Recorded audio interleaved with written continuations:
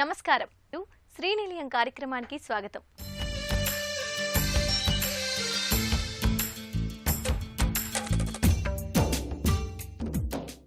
ఇంటి నిర్మాణంలో వచ్చిన నూతన పోకడలు, ఇంటి ముస్తాబుకు సంబంధించిన తాజా విశేషాలు, స్థానిక సంస్థలు అందిస్తున్న సదుపాయాలతో మీ ముందుకొచ్చింది ఈ వారం శ్రీనిలయం. తెలంగాణ రాష్ట్ర ప్రభుత్వం ప్రతిష్టాత్మకంగా రూపొందించనున్న 4వ మహానగరం ఫోర్త్ సిటీని హైదరాబాద్కు సమీపంలోని మీర్ఖాన్పేట, బేగరికంచ, ముచ్చర్ల గ్రామాల పరిధిలో 13,792 ఎకరాల్లో ఏర్పాటు కానుంది. ఈ ఫోర్త్ సిటీలో skill development university, sports university, కృత్రిమ మేధానగరి, ఇంకా ఎంటర్టైన్మెంట్ జోన్లు ఇక్కడికి రానున్నాయి. ఈ నగరం సాకారమైతే 30 నుంచి 30,000 మందికి ప్రత్యక్షంగా, మరో 60 నుంచి 70,000 మందికి పరోక్షంగా ఉపాధి లభించనుంది. ఈ విస్తరణ ప్రణాళికలు హైదరాబాద్ రియల్ రంగానికి ఊతంగా నిలవనున్నాయి. మరి ఈ నేపథ్యంలో ఫోర్త్ సిటీ రియల్ రంగ అభివృద్ధిపై ప్రత్యేక కథనం శ్రీనిలయం స్థిరాస్తిలో.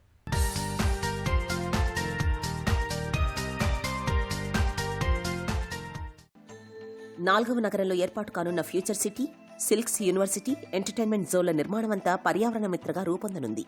రాష్ట్రంలో నిర్మాణం పూర్తి చేసుకోనున్న తొలి నెట్ జీరో సిటీ ఇదే. వీటన్నింటినీ పరిగణనలోకి తీసుకుంటున్న రాష్ట్ర ప్రభుత్వం పురపాలక, రెవెన్యూ, విద్యుత్, రహదారులు, భవనాలు, టీజీఐఐసీ శాఖలకు బాధ్యతలు అప్పగించింది. ప్రస్తుతం ఆయా విభాగాల అధికారులు ప్రాథమిక వసతులను, మౌలిక సదుపాయాలను కల్పిస్తున్నారు. 4వ నగరానికి హైదరాబాద్ నుంచి సులభంగా చేరుకునేందుకు విమానాశ్రయం నుంచి బాహ్యవలయ రహదారికి, బాహ్యవలయ రహదారి నుంచి ప్రతిపాదిత ప్రాంతాలు బేగరికంచే, మీర్ఖాన్పేట్, ముచ్చెర్ల వరకు 330 అడుగుల వెడల్పు రహదారులు, ఇతర అంతర్గత రహదారుల డిజైన్లను రూపొందించారు. రావిర్యాల ఓఆర్ఆర్ నుంచి మీర్ఖాన్పేట మీదుగా ముచ్చెర్ల, ఆమన్గల్ మండలం ఆకుతోటపల్లె వద్ద ప్రాంతీయ రింగ్ రోడ్ను కలుపుతూ 40 కిలోమీటర్ల రహదారిని నిర్మించనున్నారు. దీంతోపాటు రాజేంద్రనగర్లో రానున్న కొత్త హైకోర్టు నుంచి 4వ మహానగరం వరకు మెట్రో రైలు మార్గాన్ని అందుబాటులోకి తీసుకురానున్నారు. చుట్టూ పచ్చదనం, విశాలమైన రహదారులు, ఆహ్లాదాన్ని పంచే మేఘాలు కనిపించే వాతావరణం, ప్రణాళికాబద్ధంగా నివాస ప్రాంతాలు, వాణిజ్య క్లస్టర్లు, ఐటీ కంపెనీలు, బహుళజాతి సంస్థలు ఒకచోట, వీటన్నింటికీ దూరంగా పరిశ్రమలు. ఇలా పర్యావరణ మిత్రగా, కాలుష్యరహితంగా 4వ మహానగరం సిద్ధం కానుంది. నెట్ జీరో సిటీగా ఏర్పాటు కానున్న ఈ నగరానికి సంబంధించి ప్రభుత్వం వేర్వేరు ప్రణాళికలను తయారు చేసింది. ఈ కాన్సెప్ట్ ఏంటంటే walk to work, okay, walk to shop, walk to school. జపాన్లో ఏదవుతుందో పిల్లలు స్కూల్కి బస్సులో పోరు, ఆ కమ్యూనిటీని అక్కడనే స్కూల్స్ ఉంటాయి అన్నట్టు. ఇది కానీ planned development, parks, man made water bodies, lakes, ఈ కానీ చేస్తే ఫెంటాస్టిక్గా ఉంటుంది.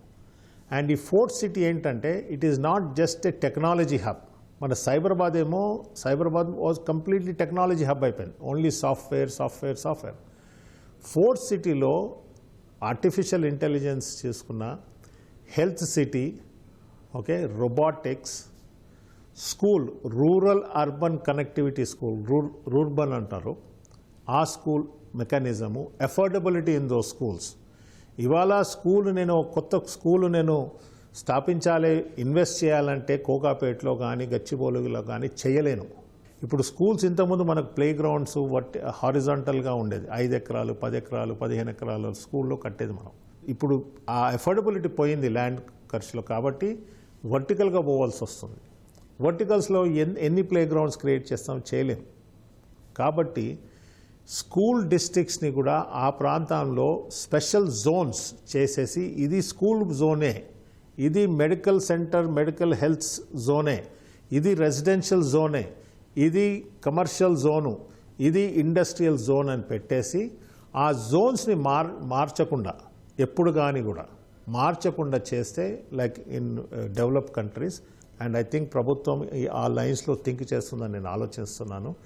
ఎందుకంటే ఇప్పుడు జూబ్లీహిల్సే చూడండి, రెసిడెన్షియల్ జోన్, కమర్షియల్ జోన్స్ అయిపోయాయి, ట్రాఫిక్ ఎక్కువ పెరిగిపోయింది.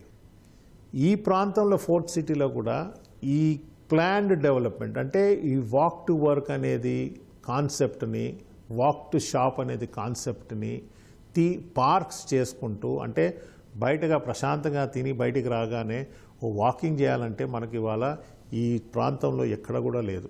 ఈ ప్రాంతంలో మైక్రోసాఫ్ట్లో పనిచేసిన వాడు బయటకు వచ్చి నడువు వాకింగ్ చేయాలన్నా కూడా ఏమీ లేదు, డైరెక్ట్ బయటకు రాగానే ఫుట్పాత్ మీద ఉంటాడు. సో ఈ మాస్టర్ ప్లాన్ ఏదైతే గవర్నమెంట్ క్రియేట్ చేస్తుందో ఈ లైన్స్లో క్రియేట్ చేస్తే కానీ గ్లోబల్ సిటీ అనిపించుకుంటాం. ఐ థింక్ ఫోర్త్ సిటీ కాన్సెప్ట్కు there is a huge growth opportunity, huge business opportunity. ఇవాళ హైటెక్ సిటీలో దగ్గర దగ్గర ₹100 పర్ స్క్వేర్ ఫుట్కు రెంటల్స్ పోతున్నాయి. ఇది అన్హర్డ్ ఆఫ్. నేను ఎప్పుడు అనుకోలేదు ఇంత తొందరగా ఫాస్ట్గా పోతుందని. అక్కడ ఆక్యుపెన్సీ ఆల్మోస్ట్ ఏం అవైలబిలిటీ లేదు. ఇప్పుడు రెంటల్ ఇంక్రీజు ఇటు ఫైనాన్షియల్ డిస్ట్రిక్ట్ మారుతుంది. ఫైనాన్షియల్ డిస్ట్రిక్ట్లో ఇప్పుడు 60, 65, ₹55 అంటే కష్టంగా ఉండేది. ఇప్పుడు 55, 60, ₹65 ఇంకా 2-3 ఇయర్స్లో ₹70 వెళ్తుంది ఇది కూడా. కాబట్టి డిమాండ్ సప్లైని మేనేజ్ చేసుకొని డెవలపర్స్ కానీ మేము కానీ చేసుకుంటే it is unbeatable city. Telangana రాష్ట్ర ప్రభుత్వం ప్రతిష్టాత్మకంగా రూపొందించనున్న ఈ ఫోర్త్ సిటీలో skill development university, sports university, కృత్రిమ మేధానగరి ఇంకా ఎంటర్టైన్మెంట్ జోన్లు ఇక్కడికి రానున్నాయి. ఈ విస్తరణ ప్రణాళికలు హైదరాబాద్ రియల్ రంగానికి ఊతంగా నిలవనున్నాయి. ఇల్లు ఒకచోట, ఆఫీస్ మరో చోట, పనిచేసే కార్యాలయానికి వెళ్లి రావడం మరో పని. అవును, అందుకే ఆఫీస్కి దగ్గరలోనే నివాసం ఉండాలని చాలా మంది కోరుకుంటున్నారు హైదరాబాద్ వాసులు. ప్రధానంగా హైదరాబాద్, గచ్చిబౌలి ప్రాంతాల్లో ఐటీ హబ్లో తాము పనిచేసే చోటుకు నడిచి వెళ్లేంత దూరంలో ఇంటి కొనుగోలుకు ఆసక్తి చూపుతున్నారు. అందుకు అనుగుణంగానే భాగ్యనగరంలో వాక్ టు వర్క్ ప్రాజెక్టులకు డిమాండ్ పెరుగుతోంది. హైదరాబాద్లో ఇంటి కొనుగోలుదారుల అభిరుచిలో చాలా మార్పు కనిపిస్తోంది. ప్రధానంగా కరోనా సమయంలో వర్క్ ఫ్రం హోంకి అలవాటైన ఐటీ ఉద్యోగస్తులు తిరిగి ఆఫీసులకు రావడానికి అంతగా ఆసక్తి చూపించడం లేదని సంస్థల ప్రతినిధులు చెబుతున్నారు. నగరంలో గంటల కొద్దీ ప్రయాణించాల్సి రావడం, పొల్యూషన్, ట్రాఫిక్ ఇబ్బందులతో ఆఫీసుకు వెళ్లేందుకు ఇష్టపడటం లేదని తెలుస్తోంది. అందుకు ప్రత్యామ్నాయంగా పనిచేసే చోటుకు దగ్గరలోనే నివాసం ఉంటే బాగుంటుందని చాలా మంది అభిప్రాయపడుతున్నారు. ఇల్లు, ఆఫీస్ పక్కపక్కనే ఉంటే నడుచుకుంటూ ఆఫీస్కు వెళ్లి రావచ్చు. ఆరోగ్యం దృష్ట్యా సైకిల్ పైన కార్యాలయాలకు వెళ్లాలని కోరుకుంటున్నారు ఉద్యోగులు. కస్టమర్లలో వచ్చిన మార్పులతో హైదరాబాద్లో వాక్ టు వర్క్ ప్రాజెక్టులకు ఆదరణ పెరుగుతోంది. అందుకు ప్రత్యామ్నాయంగా వాక్ టు వర్క్ ప్రాజెక్ట్ ఇప్పటికే కొన్ని నిర్మాణపరంగా సంస్థలు మొదలుపెట్టగా మరికొంతమంది బిల్డర్లు ప్రణాళికలు సిద్ధం చేసుకుంటున్నారు. పనిచేసే చోటుకు దగ్గరలోనే నివాసంతో పాటు school, hospital, shopping malls, park వంటి అన్ని రకాల వాణిజ్య ఏర్పాట్లు ఉన్న ప్రాజెక్టుల వైపు కస్టమర్లు మొగ్గు చూపుతున్నారు. దీంతో ఈ తరహా ప్రాజెక్టులకు డిమాండ్ పెరుగుతోంది. ప్రతిరోజు ఆఫీస్కి చేరుకోవడానికి చాలా మంది కనీసం 1 గంట నుండి 2 గంటల పాటు బస్సుల్లోనూ, వ్యక్తిగత వాహనాల్లోనూ గడిపేస్తున్నారు. దీంతో విలువైన సమయం వృధా అవుతోందని, కుటుంబానికి ఎక్కువ సమయం కేటాయించలేకపోతున్నామని భావిస్తున్నారు. అందుకే పనిచేసే చోటుకు నడిచి వెళ్లేంత దగ్గరలో ఇల్లు ఉండాలని కోరుకుంటున్నారు. ఈ వాక్ టు వర్క్ ప్రాజెక్టులో అన్ని సౌకర్యాలు ఒకే చోట ఉండడంతో పాటు ఈ ప్రాంతం కూడా అభివృద్ధి చెంది ఉండాలని అంటున్నారు. నగరంలోని మొత్తం 5 లక్షల మందికి పైగా ఐటీ ఉద్యోగుల్లో అత్యధికులు మాదాపూర్, హైటెక్ సిటీ, గచ్చిబౌలి ప్రాంతాల్లోనే విధులు నిర్వహిస్తుంటారు. ఇక్కడికి సిటీ నలువైపుల నుంచి వచ్చేవారు కొందరైతే 5-6 కిలోమీటర్ల దూరం నుంచి వచ్చిపోయేవారు మరికొందరు. ఇంటి ధర కాస్త ఎక్కువైనా, అద్దె ఎక్కువగా చెల్లించాల్సి వచ్చినా పర్వాలేదు అని ఆఫీస్కి దగ్గరలోని ఇళ్లు కావాలని మాత్రం కోరుకుంటున్నారు. అందుకే ఐటీ కారిడార్ పరిసర ప్రాంతాలైన గచ్చిబౌలి, మాదాపూర్, హైటెక్ సిటీకి సమీపంలో వాక్ టు వర్క్ ప్రాజెక్టులు భారీగా వస్తున్నాయి. తెలంగాణ ప్రభుత్వం ఇటీవల దిగ్గజ సంస్థల కార్యాలయాలతో అలరారుతూ భవిష్యత్తులో లక్షలాది మంది నివసించేలా కాలుష్యరహితంగా అత్యాధునిక రీతిలో నిర్మించనున్న ఫోర్త్ సిటీని ఔటర్ రింగ్ రోడ్డుకు అనుసంధానిస్తూ దీన్ని నిర్మించేందుకు కసరత్తు సాగిస్తోంది. ముచ్చెర్ల బేగరి కంచెలో దాదాపు 14,000 ఎకరాల్లో తలపెట్టిన 4వ నగరాన్ని న్యూయార్క్, దుబాయ్, సింగపూర్లను తలదన్నేలా తీర్చిదిద్దుతామని సీఎం రేవంత్ రెడ్డి ప్రకటించారు. ఇందులో భాగంగా బహుళ ప్రాజెక్టులను ఏర్పాటు చేయనుంది. ఈ ఫోర్త్ సిటీకి ఎన్నో ప్రత్యేకతలు ఉన్నాయని స్థిరాస్తి నిపుణులు చెబుతున్నారు.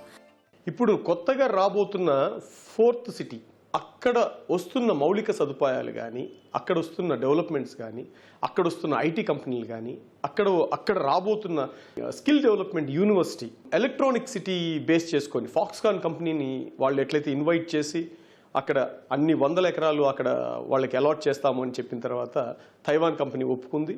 అట్లాగే స్కిల్ యూనివర్సిటీలో government had requested on Mahindra. అంటే ఇవన్నీ ఏంటంటే డెవలప్మెంట్స్కి పునాదులు. ఫోర్త్ సిటీలో రాబోతున్నది ఏంటి అంటే మనకి స్పోర్ట్స్ హబ్ వస్తూ ఉంది. స్పోర్ట్స్ హబ్లో they are making international cricket BCCI ద్వారా అది చేస్తున్నారు, పీజీఏ ద్వారా గోల్ఫ్ తెస్తున్నారు. అంటే these are all international level and standard and planned సిటీగా రాబోతా ఉంది. ఇక్కడ ఒక ఇన్వెస్టర్గా నేను ఒక పెట్టుబడి పెట్టాలా, రాబోతున్న ఫోర్త్ సిటీ కొత్త గవర్నమెంట్ అనౌన్స్ చేసింది అని మనకి ఎప్పుడైతే ఇన్వెస్ట్మెంట్ ఐడియా మనకు వస్తుందో, ఆ ఇన్వెస్ట్మెంట్ ఐడియాకి మనకి ఈరోజు నేను ₹1,00,000 పెడుతున్నాను, 2 లక్షలు ఎప్పుడవుతుంది, 5 లక్షలు ఎప్పుడవుతుంది, నా పిల్లలకి 10 లక్షలు ఎప్పుడవుతుంది, అనే ఒక ప్లాన్లోనే మనం పోతాం.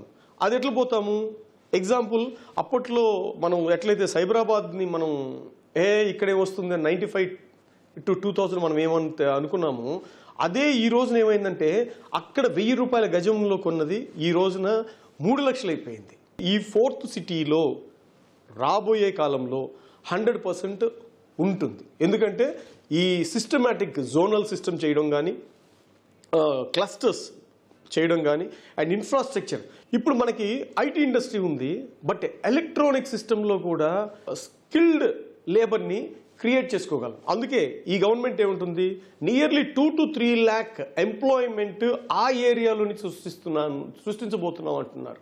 అక్కడ పెట్టుబడి పెడితే అక్కడ పెరుగుతుంది అంటే అడుగులు వేసేవాడిని చూసి పరుగులు పెట్టేవాళ్ళు ఎక్కువ ఉంటారు. అది రియల్ ఎస్టేట్ అంటే.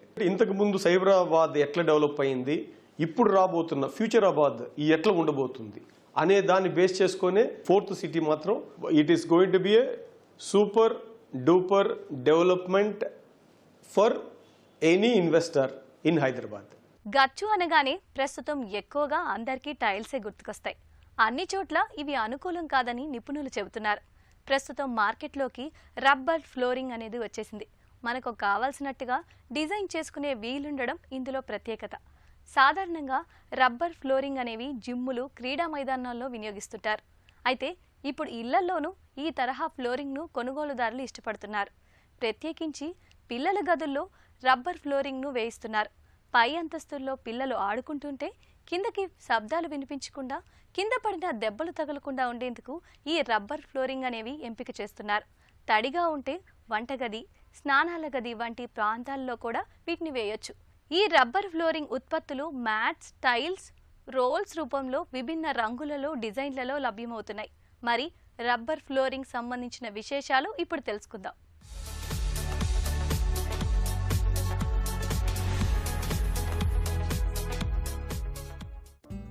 సాధారణంగా రబ్బర్ ఫ్లోరింగ్ను వ్యాయామశాలలు, క్రీడా మైదానాలు, కార్యాలయాల్లో అవసరమైన చోట వినియోగిస్తుంటారు. ఆరోగ్య స్పృహ పెరగడంతో ఇళ్లల్లోనూ వ్యాయామ గదుల ఏర్పాటు ప్రత్యేకంగా ఉంటోంది. ఇదివరకైతే సాధారణ గచ్చే వేసుకునేవారు. మార్కెట్లో లభ్యత పెరగడంతో రబ్బర్ ఫ్లోరింగ్ను వేసుకుంటున్నారు. కొందరు పిల్లల గదుల్లోనూ వీటిని వేయిస్తున్నారు. సాధారణ టైల్స్తో పోలిస్తే వీటి వ్యయం అధికంగా ఉంటోంది. అందుకే పరిమితంగా అవసరమైన మేరకే వీటిని వేయించుకుంటున్నారు.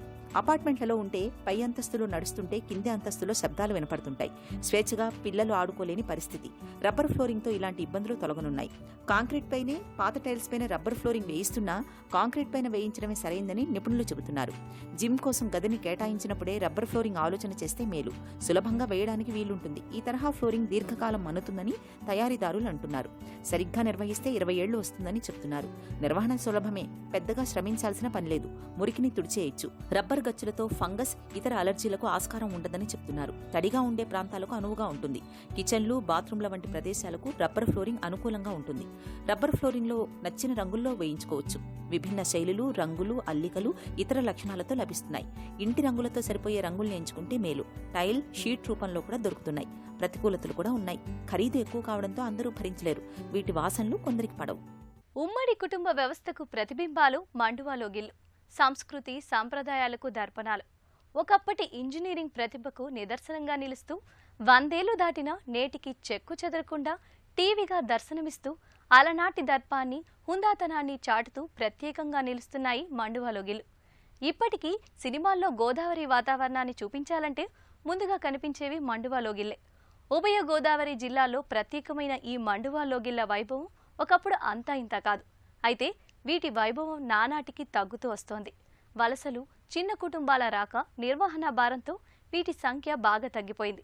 అయితే వీటిలో ఉన్న సౌకర్యాన్ని గుర్తెరిగిన నేటి తరం వారు సైతం తమ అభిరుచికి తగ్గట్టుగా మళ్లీ మండువా లోగిళ్లు నిర్మిస్తూ తమ కలను సాకారం చేసుకుంటున్నారు.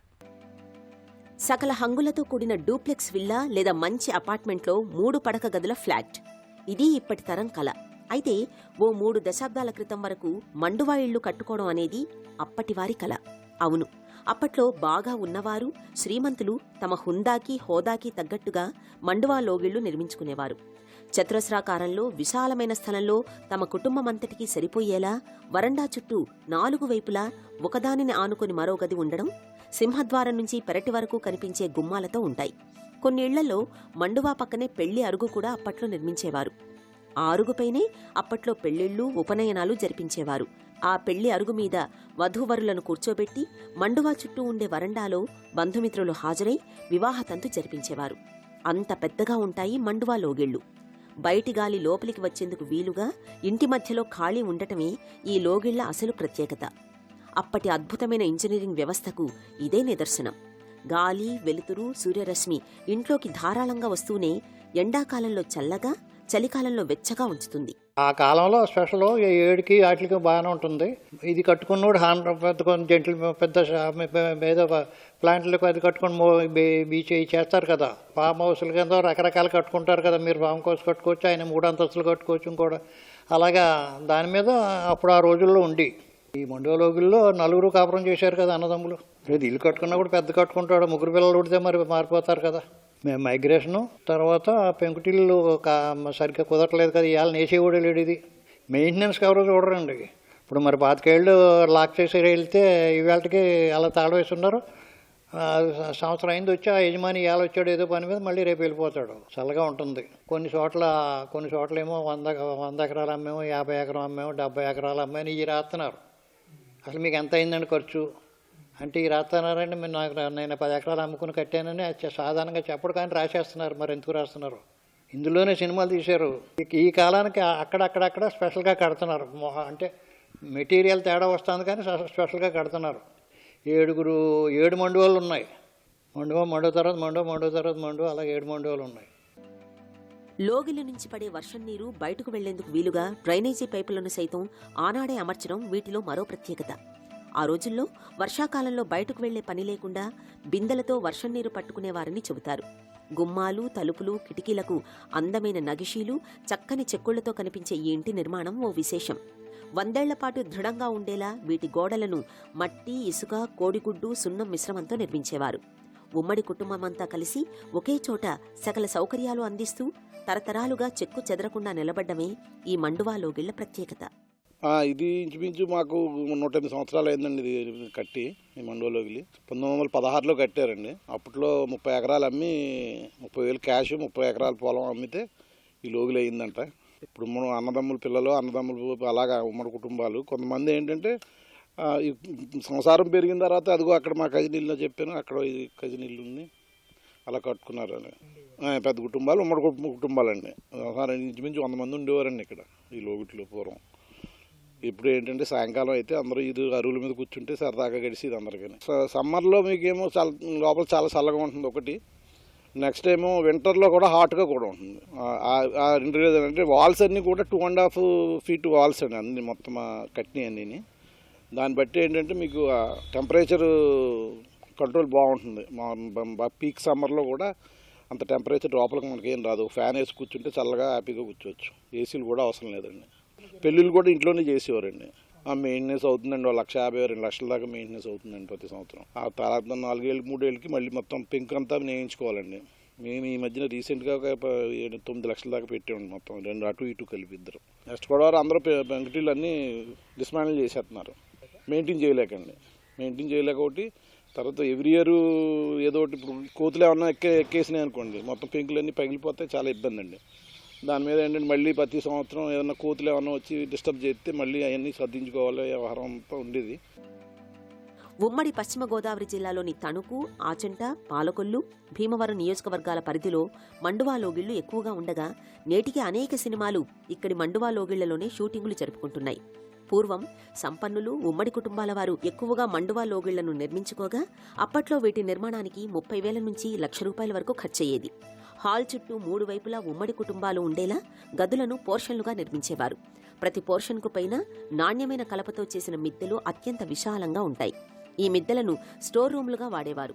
అలాగే వరదలు, తుపానుల వంటి ప్రకృతి వైపరీత్యాలు సంభవించినప్పుడు నివసించేందుకు వీలుగా వీటిని ముందు చూపుతో నిర్మించేవారని ఇప్పటి తరం వారు చెబుతుంటారు. 120 ఏళ్ళు అవుతుంది, 125. ఈ పైన డేట్ ఉంది కదా, దాని ప్రకారం 8 తరాల నుంచి ఉంటున్నారు. తరాలంటే ఇప్పుడు నాది 6వ తరం ఏదో. తర్వాత ఇంకా 2 వచ్చారు, 2 తరాలు వచ్చినాయి. రూటీన్ కారణం ఏంటంటే అందరూ కలిసి ఉండాలి. 3 అన్నదమ్ములు కట్టుకున్నారు. ఇది 3 అన్నదమ్ములు 3 ఆటల కింద కట్టుకున్నారు. ఇది అది ఇప్పుడు రాను అలా అందరు బయటకు వెళ్ళటం, కొందరు ఇది అవ్వటం, మరి దీని సుఖం బిల్డింగ్లకి రాదు, ఏమి రాదు. మీకు వేసవికాలం అయినా చల్లగా ఉంటుంది. మాకు ఒక 20 ఏళ్ళు 15 ఏళ్ళ క్రితం వరకు ఫ్యాన్లే లేవు ఇంట్లో, అంత చల్లగా ఉండేది. తర్వాత సిమెంట్లు అయిపోయిన వల్ల కొద్దిగా హీట్ వస్తుంది. దీని సుఖం వేరే అనుకుండేది, మెయింటెనెన్స్ అది ఉంటుంది. కొద్దిగా చేసుకోవాలి, 3 నెలలకు ఒకసారి అంతా దులిపించుకోవటం, ఎక్కడన్నా రిపేర్ అయితే చేసుకోవటం, అది తప్పదు. పూర్వం అంతే, మీరు ఆసంట వెళ్తే ఆసంటలో ఒక 50 ఉంటాయి మండోలు, ఇంకా పెద్దవి ఉంటాయి, ఎందుకంటే పెద్దవి ఉన్నాయి. ఇప్పుడు అంటే పేయటం, డాబాలు కట్టేసుకోవటం ఏదో అయిపోయింది అనుకోండి. పెళ్లి కూతురిని తీసుకెళ్ళడానికి తీసుకురావడానికి ఇదివరకు మరి ట్రాన్స్పోర్ట్లు ఎక్కడ ఉన్నాయి, కార్లు గీర్లు. ఇక్కడ నుంచి చుట్టుపక్కల 10-15 కిలోమీటర్ల వరకు మనుషులు మోసుకెళ్ళాల్సిందే. పెళ్లి కూతురిని తీసుకెళ్ళేవారు, గురువులు బ్రాహ్మణులు వాళ్ళని పెద్దవాళ్ళు ఉంటే తీసుకెళ్ళేవారు. ఇంతటి చరిత్ర ఉన్న మండువా ఇళ్లను పరిరక్షించడం ప్రస్తుత తరం వారికి భారంగా మారింది.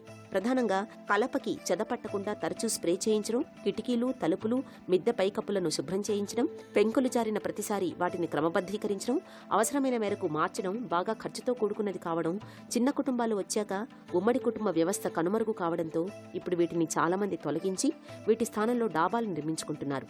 మరికొంతమంది తమ అభిరుచికి తగ్గట్టుగా మండువా ఇళ్లలో కొన్ని మార్పులు చేర్పులు చేయించుకుని గదులకు కొత్త హంగులు అద్దుతున్నారు. ఇది నేటి శ్రీనిలయం.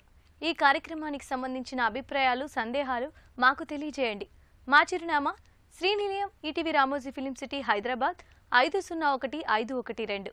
మా ఇమెయిల్ అడ్రస్ srinilayam@etv.co.in. మరికొన్ని తాజా అంశాలతో వచ్చే వారం మళ్ళీ కలుద్దాం. అంతవరకు సెలవు, నమస్తే.